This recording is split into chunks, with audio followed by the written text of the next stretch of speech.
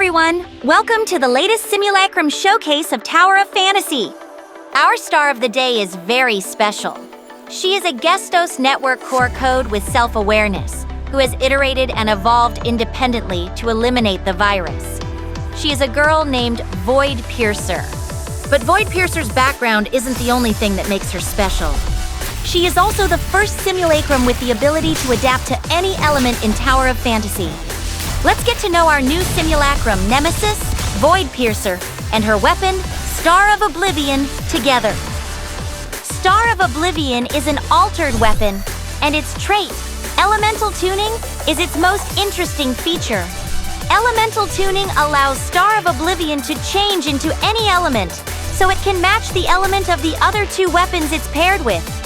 Unlike Nola, who can only switch between stats using settings, Star of Oblivion's stat changes automatically.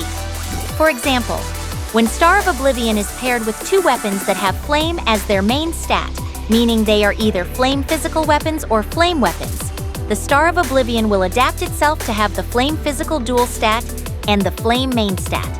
The same logic applies to combinations of other elements.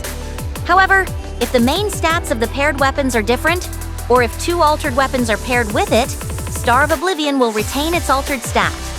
Of course, when Star of Oblivion changes its stats, it will gain the common traits of dual stat weapons. When three altered weapons are equipped together, Star of Oblivion will activate Chaotic Wave, which will reduce the final damage of any target hit by 15% for 5 seconds. As for fixed damage, Star of Oblivion will activate Detachment Fixed Damage when it is in the Altered Damage Flame Physical Volt Frost stat. It will activate on-field fixed damage in the Frost Volt Physical Flame stat. Alright, that's all for Elemental Tuning. Let's move on to Void Piercer's combat abilities. As a weapon that can have any element, it's only natural that Void Piercer performs well as a main DPS and as an off-field damage boost. In teams composed of physical, frost, or 3 altered damage weapons, Void Piercer works well as the main and secondary DPS.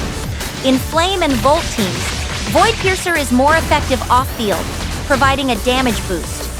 In practical combat, Void Piercer usually starts her rotation with her discharge skill. Her discharge skill not only can inflict significant damage, it can also be followed directly with her weapon skill during cast. Void Piercer will summon her doppelganger to simultaneously cast discharge and weapon skills, which streamlines the operation. Void Piercer's weapon skill can be used in 2 different modes, a quick tap and a long hold mode to cater to the 2 types of weapon rolls. Let's start with the long hold weapon skill, Void Pursuit, which performs best when Void Pierces is on field. After using Void Pursuit, Void Piercer will create Boundary Zone, and enemies in this zone will be slowed down. While this zone is active, if you switch back to Star of Oblivion, you can use her discharge skill, Void Annihilation, without consuming any charge. But keep in mind that using Void Piercer's discharge skill will immediately remove the boundary zone, so you can only use it once without any cost. In addition, Void Pursuit will also fire missiles that deal damage and put a pursuit mark on the locked-on target. While Boundary Zone is active, and there is a target with the pursuit mark, a normal attack will trigger Pursuit, which teleports Void Piercer to that target from afar and deals damage. In a boss battle, Pursuit can help you maintain a safe distance to secure a suitable DPS environment. But remember that Pursuit can only be triggered once every 4.5 seconds. By the way, using Void Piercer's dodge attack while Boundary Zone is active will also trigger missiles and put a pursuit mark on the locked-on target. Okay, let's move on to her weapon skill. Void Piercer will gain a new skill, Obliteration Blade, after Boundary Zone has been active for 10 seconds, or after she completes the final segment of a normal attack string while Boundary Zone is active. The most important thing is that casting Void Piercer's weapon skill will trigger Dark Star, which is a series of effects that will vary based on the different element stats of Star of Oblivion. This is the core mechanism of Void Piercer. When Star of Oblivion is Flame, Void Piercer's weapon skill will continuously burn the target and boost flame damage.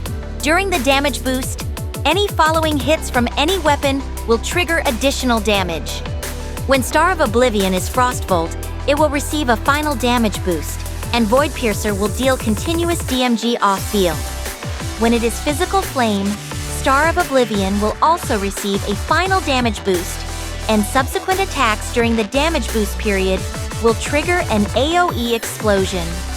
When it is Volt Frost, it gains a Volt damage boost, and subsequent attacks during this period will also trigger additional AoE damage. As for altered damage, when Boundary Zone is removed, when Obliteration Blade or Void Piercer discharge skill is cast, the total damage dealt by the authorizer inside Boundary Zone will be tallied and applied once again to all targets within range.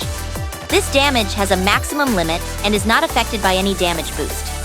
So why should you use Boundary Zone when Voice Piercer is the on-field DPS? That is because after Boundary Zone is activated, Void Piercer's usual normal attack and dodge attack will be replaced.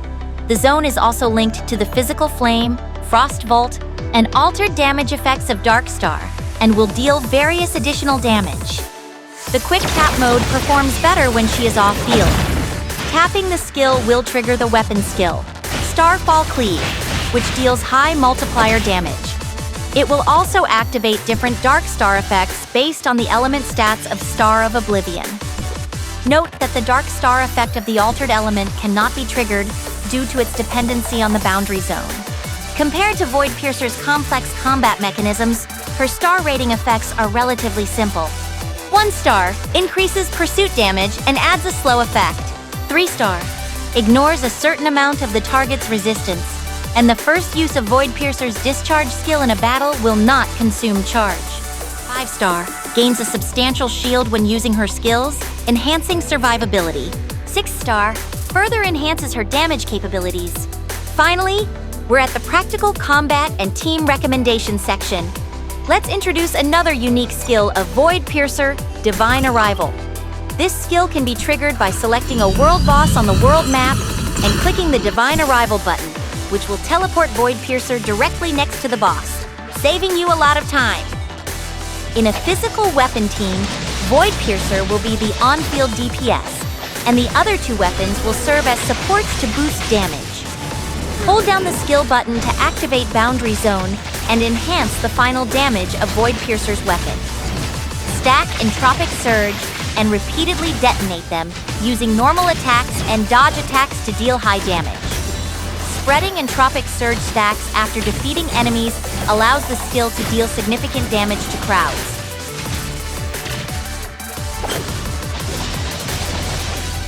In a Frost team, Void Piercer can significantly boost her own final damage once she uses her skill. She can also deal continuous off-field damage. It's best to start the rotation with Nola as the on-field Frost DPS, triggering the second part of her skill for a Frost damage boost. Then, use Grey Fox's skill before activating Void Piercer's Tap and Hold skill, positioning her as the on-field DPS.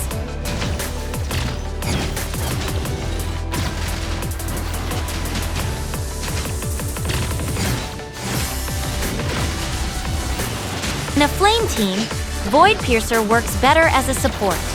Her skills will boost flame damage and can inflict effects like burn and chaos on the target. Using other weapons will also trigger additional damage from these effects. After using Void Piercer and Nola's skills to boost damage, use Asterata as the on-field DPS. In a Volt team, Void Piercer also works best as a support. Her skills will boost Volt damage and grant a charge effect, which increases the damage of the next 10 attacks. After using Void Piercer and Nola's skills to boost damage, use Meryl Ironheart as the on-field DPS. In an altered damage team, the tally generated when Void Piercer's Boundary Zone is removed can double the total damage of all weapons during the time Boundary Zone is active. Note that switching back to Star of Oblivion will trigger the discharge skill and end the Boundary Zone. Therefore, you need to plan the order of your on-field weapons. It's best to first let Void Piercer be the DPS for a while after she creates Boundary Zone, before switching to Nola as the DPS and casting Nola's second skill, and finally switching back to Void Piercer for the tally.